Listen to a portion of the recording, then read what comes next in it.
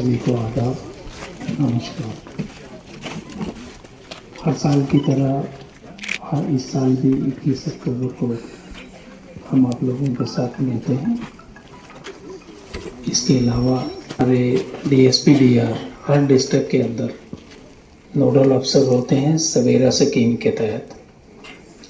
पिछली बार armed police के COs को भी लगा के सभी शहीदों का हमने एक डाटा तैयार किया था और उसको पुलिस हेडक्वार्टर से लेके डिस्ट्रिक्ट तक इसको अच्छी तरह से देखा होगा। लगता है कि आपके हर एक के घर में कोई ना कोई सीनियर अफसर लास्ट ईयर भी आए होंगे, इस साल भी अभी वो टाइम आगे आ रहा है, उसमें भी आएंगे। तब देखा होगा और पूरी जानकारी ली होगी कि आपको जो गवर्नमेंट की स्कीम्स थी इसके लिए उसके बेनिफिट्स आप तक पहुँचे या नहीं पहुँचे। अगर कम पहुँचे तो कैसे है उसको हम अच्छी तरह से पहुँचा सकते हैं। ये सारा कुछ हुआ था।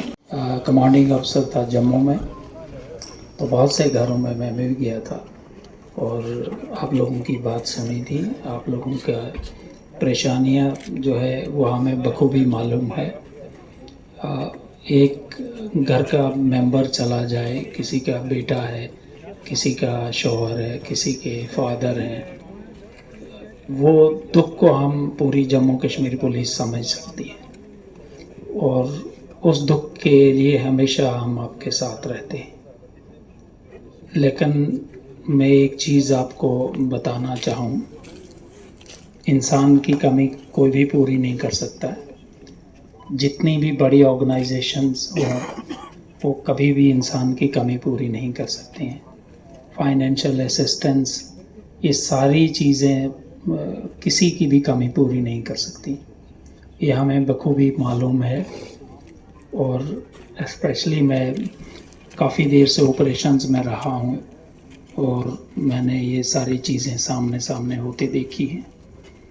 किश्तवाड़ में एक ऑपरेशन था जिसमें मैं खुद शामिल था। हमारे 2 बहादुर मेरे PSO थे, उन्होंने पता नहीं क्यों, हम इकट्ठे ही चल रहे थे, बीच में मैं था, एक साइड से एक PSO था, दूसरी साइड से 2। उन्होंने पता नहीं, मुझे समझ नहीं आया उन्होंने क्यों धक्का मुझे दिया और कहा कि 1 मिनट आप रुक लिए, हम इन अंदर से हम होके आते हैं, अंदर कुछ नहीं है। तो मैंने पता नहीं क्यों उनकी बात मान ली, मुझे समझ नहीं आई। मैं वहीं पे खड़ा रहा, साइड पे रहा और कुछ सेकंड के बाद फायर्स आए और दोनों की शहादत मेरे सामने हुई। मैं आपको बता नहीं सकता हूँ, 1 महीने तक आप यकीन मानिए मैं ठीक से खाना खा नहीं पाया, कभी सो नहीं पाया। ये जो परिवार के जो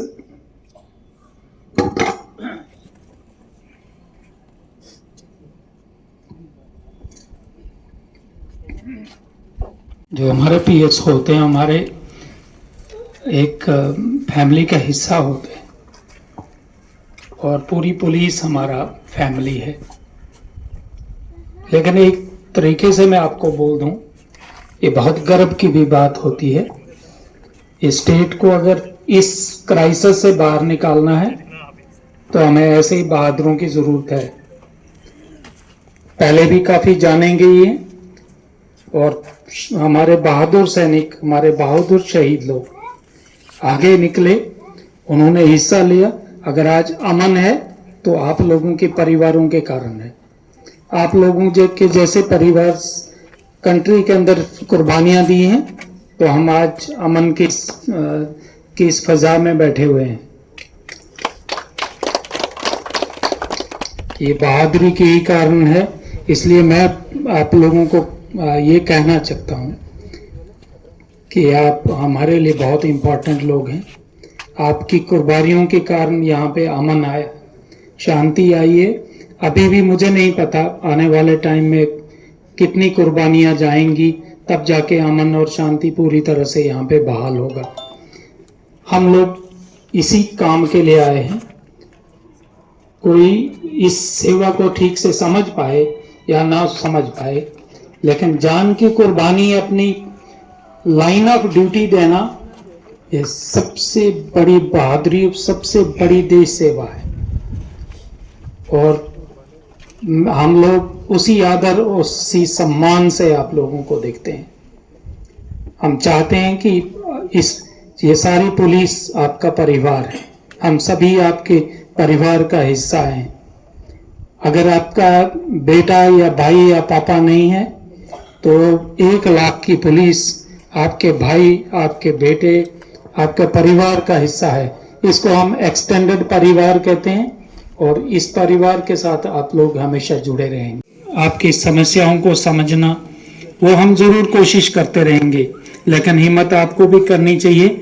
और कई बार हमें बहुत हिम्मत आई कि मेरे शहीद परिवारों के बच्चों ने अच्छे मार्क्स लेके आगे बढ़े, अच्छे नंबर लेके प्रोफेशनल कॉलेजेस में एंट्री ली। हम चाहते हैं कि आप हिम्मत रखें, पढ़ें।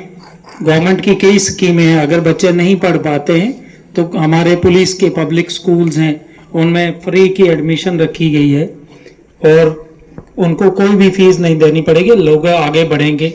अगर कोई कोचिंग करना चाहता है प्रोफेशनली तो उसके लिए भी कोचिंग का समाधान जो है पुलिस ने रखा हुआ है।